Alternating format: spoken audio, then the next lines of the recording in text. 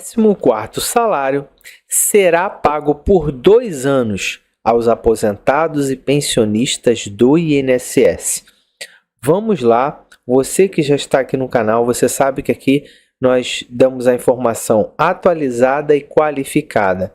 Esse vídeo aqui é de extrema importância para que você possa efetivamente entender tudo o que está acontecendo em volta do 14º salário do INSS. Vou te explicar nos seguintes pontos. Vamos falar sobre o 14º do INSS.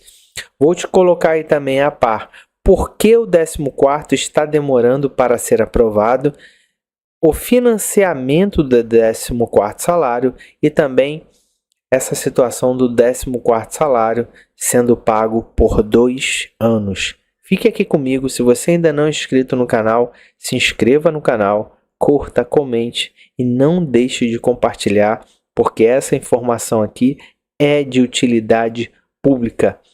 A minha missão com esse vídeo aqui é fazer com que você tenha uma visão mais analítica da situação, saia um pouco da emoção e da ideologia e também acalmar o seu coração.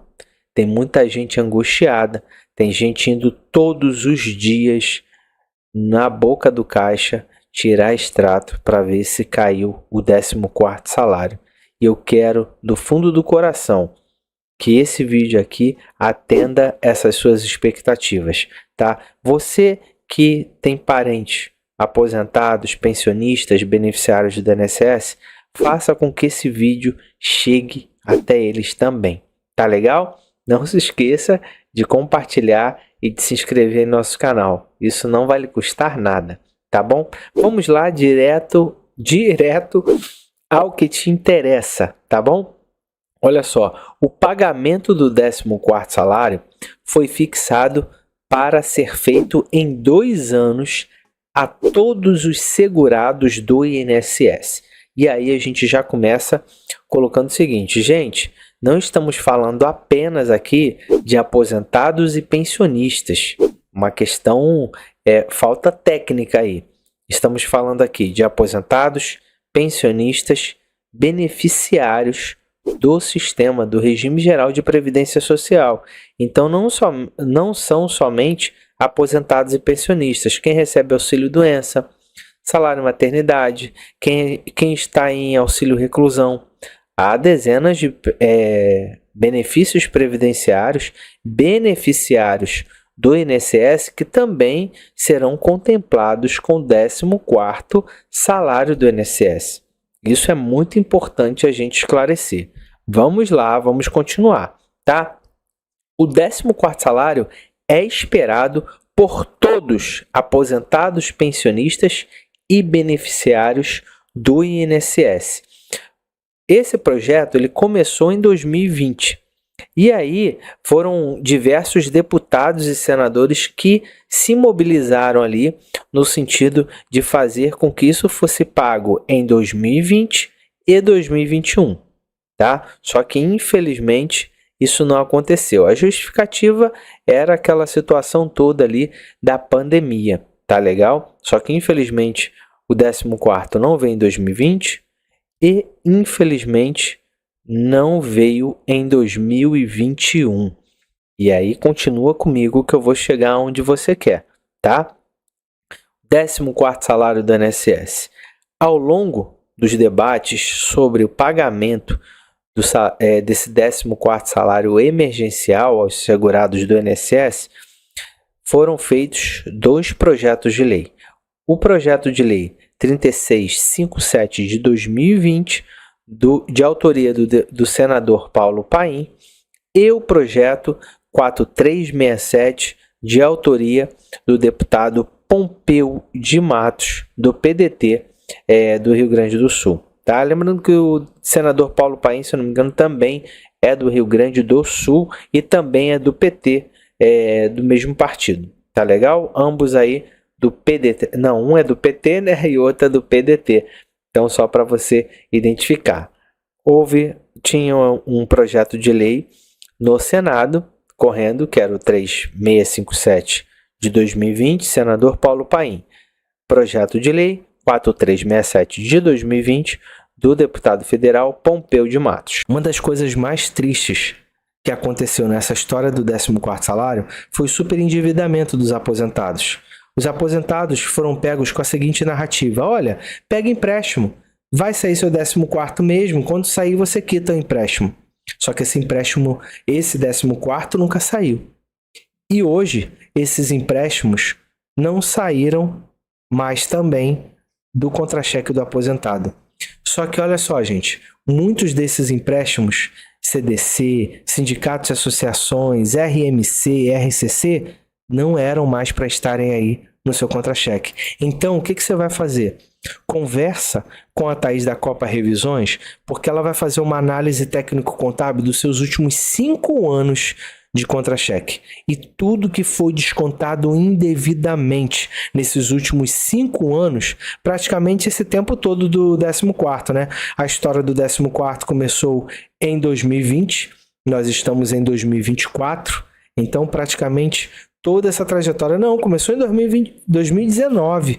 Então olha aí, ó, os últimos 5 anos, gente, pega desde lá do início. Então se você foi prejudicado com a história do 14º salário lá em 2019 e está sofrendo com isso até hoje, você pode pegar o seu contra-cheque, fazer uma análise técnico-contábil, tudo que foi descontado ou roubado de você, foi descontado indevidamente, de forma ilegal, empréstimos que já deveriam ter sido encerrados, tudo isso vai voltar para você em dobro e ainda você pode estar recebendo aí uma indenização de 5, 10, 20, 30 mil reais. Então, vou deixar no primeiro comentário fixado o contato da Thaís da Copa Revisões. Você vai poder falar com ela pelo Instagram, pelo Facebook ou pelo WhatsApp. Então, fique à vontade para conversar com ela e começar a gerar cidadania hoje na sua vida. E agora vamos seguindo com a explicação sobre a explicação histórica de tudo que aconteceu no 14º. Beleza? Conseguiram entender isso daí? Vamos lá. O que ocorreu é que em 2020, ambos os projetos, como eu falei, foram elaborados em 2020, mas não avançaram. Por que não avançaram? Por dezenas e milhares de interesses. Porque, vamos lá, vamos ser bem sinceros, ocorreu uma situação muito relevante e que traria muito mais eleitores, que foi o auxílio emergencial. E aí perdeu força os dois debates nas duas casas sobre o 14º salário para os aposentados. Tanto é que o projeto no Senado nem corre mais, está lá paradinho, quase indo já para o arquivo. Já na Câmara dos Deputados, ele deu uma reviravolta em 2021. E aí o que aconteceu? O projeto 4367 de 2020, ele foi aprovado na Comissão de Seguridade Social e Família. Logo em seguida, ele foi aprovado na Comissão de Finanças e Tributação. E aí, ele deveria seguir para a CCJ, para a Comissão de Justiça e Cidadania ali, onde avaliaria a adequação desse projeto à Constituição Federal. Nesse trâmite, esse projeto foi parar na mesa do presidente da Câmara, só que temos mais particularidades aí e eu quero colocar para vocês. Vocês estão conseguindo entender? Vocês estão comigo até aqui? Coloca aí, Giovanni, estou entendendo. Está ok, Giovanni? Coloca aí para mim. Tá legal? Já estou terminando. Por que o 14º salário está demorando para ser aprovado? É uma pergunta muito feita por todos os beneficiários do INSS, principalmente aposentados e pensionistas. Vamos lá, Giovanni. Olha, vamos lá, pessoal. Olha, alguns pontos evidenciam a demora da aprovação desse 14º salário, tá? Sendo eles a falta de interesse e de agenda. Quando a gente fala agenda parlamentar, é interesse do parlamentar de levantar essa ideia, tá? De apoiar essa ideia. Havia uma agenda muito mais acima do que do aposentado e do pensionista. Então fica ligado. tá? Então faltou interesse político de aprovar essa agenda, de aprovar o 14º salário para aposentados, pensionistas e todos os beneficiários do sistema ali do regime previdenciário, mesmo sendo um tema de extrema relevância social, econômica e também pautado ali na questão da dignidade da pessoa humana, que a gente sabe que o 14º é fundamental para muitas famílias, mais da metade das famílias brasileiras. Um dos pontos ali que eram considerados críticos para a aprovação do 14º salário, para que ele pudesse avançar, era a questão da criação de um abono, que precisaria, ao invés de ser um benefício previdenciário, esse valor do 14º salário seria um abono. Sendo um abono, olha o seno, né? É carioca, gente, não tem jeito. Mas sendo um abono, ele seria pago direto dos cofres públicos, como se fosse um auxílio emergencial. E isso estava dificultando demais entrar nessa pauta por conta até do auxílio emergencial que já estava sendo pago. Essa era uma dificuldade enorme. E aí, esses pontos foram meio que ajustados na Comissão de Finanças e Tributação. O projeto sofreu algumas modificações ali. E aí, nessa comissão, foi indicada fonte de custeio indicando fonte de recursos para bancar o 14º salário, porque como abono não passaria de jeito nenhum. E aí eu já vou falar para vocês sobre essa fonte de custeio, e aí a gente já vai entrar aqui já na reta final. Financiamento do 14º salário.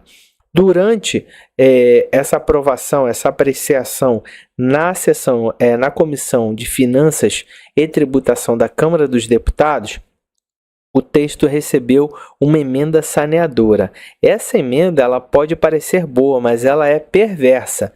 E aí é que está.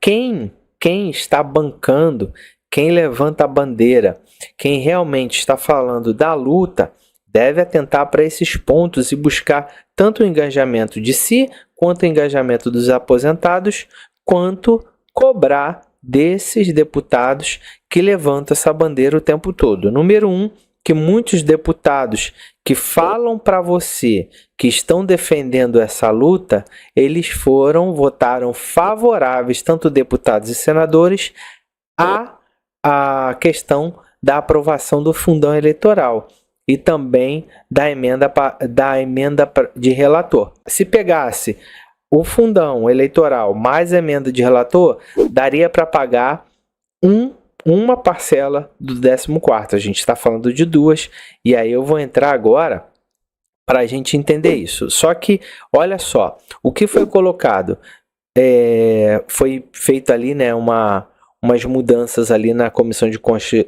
de Finanças e Tributação da Câmara, e aí colocou o seguinte, a possibilidade para que ela se encaixasse na lei fiscal.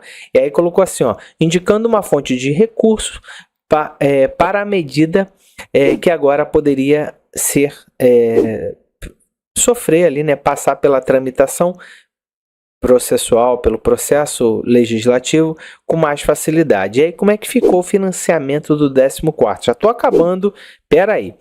Durante a apreciação na Comissão de Finanças e Tributação da Câmara dos Deputados, o texto recebeu uma emenda saneadora que determina, olha só, que a implementação da lei, olha isso aqui que eu falei com vocês que isso aqui é perverso, fica condicionada à existência de dotação orçamentária prévia suficiente para a cobertura das despesas.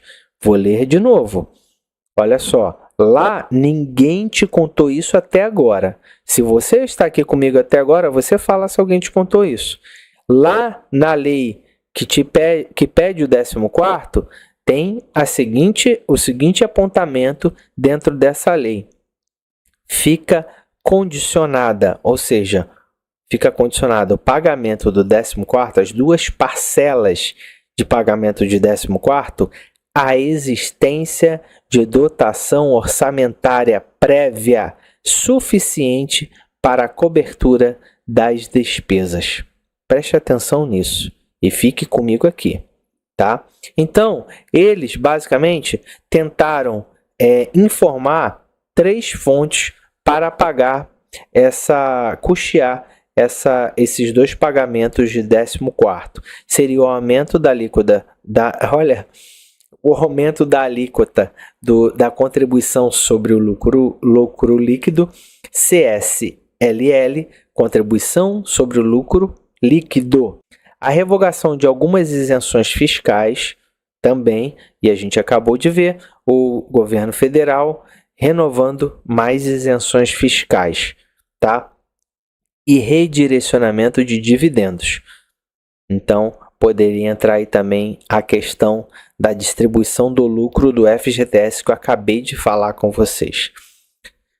14º salário por 2 anos, para a gente finalizar, tá? Fala comigo, Giovanni, estou aqui. Escreve aí, Giovanni, estou aqui. Obrigado por você ficar aqui e espero que essas informações cheguem no máximo de pessoas que nós pudermos. Vamos lá, 14º salário por 2 anos, tá? Esse, olha só, outro ponto que ficou definido é que o 14º salário será pago por 2 anos. Guarda isso que também ninguém te disse, tá? E você está tendo isso aqui agora, que o pagamento do 14º, as 2 parcelas de pagamento do 14º salário seriam pagos em somente até 2 salários mínimos. Você que ganha mais de 2 salários mínimos receberia apenas 2 salários mínimos. Ah, Giovanni, tem gente confundindo as bolas aí. Olha só, se você ganha R$5.000 de benefício previdenciário de aposentadoria, você vai ganhar um 14º salário, mas seu 14º seria R$2.000. Ponto. Seria desse jeito. O limite de pagamento de 14º, da parcela de 14º salário, seriam 2 salários mínimos. E aí é uma confusão técnica muito grande, porque fere o princípio da igualdade e da proporcionalidade. A igualdade, tratar os iguais na medida das suas igualdades e os desiguais nas medidas das suas desigualdades. E não é o que vai acontecer com o pagamento do 14º salário, dando a ele mais ainda uma caracterização de que seria abono, tá? E essas fontes, esse é um ponto. As fontes de custeio que a gente citou aqui, o aumento da alíquota de CSLL, a renúncia fiscal e aí também o redirecionamento de dividendo são questões políticas que somente o presidente da República poderia tomar. Tá? O CSL é imposto ali norteado de extrafiscalidade, a renúncia fiscal também é feita pelo Poder Executivo e redirecionamento de dividendos também. E aí, para a gente finalizar, tá? Desculpe o tamanho do vídeo, mas é o meu compromisso contigo com a verdade. Com a verdade. Então, diante dessas circunstâncias, temos alguns empecilhos. E aí, esses empecilhos, temos um muito grande, que é o artigo 195, parágrafo 5º da Constituição, que fala que nenhum benefício previdenciário pode ser criado ou aumentado sem a prévia dotação orçamentária e utilizar como dotação orçamentária questões que são atos exclusivos do Poder Executivo e que o Poder Legislativo não pode determinar, o Poder Legislativo, pessoal, não pode obrigar o presidente da República a tomar decisões ligadas a questões tributárias de extrafiscalidade para incentivar certos setores da economia ou não. Então, pé no chão. A grande questão aí, o único personagem que poderia ou pode mudar essa situação, o presidente da República tem feito todos os esforços para não se enquadrar nessa questão de crime fiscal aí, crime de responsabilidade, para que ele não sofra um impeachment baseado nessas situações e nem ameace aí toda a sua bandeira econômica de responsabilidade fiscal e tudo mais. Olha, a questão eu coloquei da seguinte forma: olha, vocês sabem das minhas reservas e ressalvas técnicas, jurídicas e reais sobre a não aprovação do 14º. Eu não posso ficar aqui te iludindo, aposentado, aposentada e beneficiários aí do INSS. Aqui você vai ter essa informação assim, tá legal? Olho no olho. Espero que esse vídeo chegue ao máximo de pessoas que a gente puder atingir, para que essas pessoas acalmem o seu coração. Muito obrigado pela sua companhia mais uma vez. Um grande abraço e até nossos próximos vídeos. Tchau.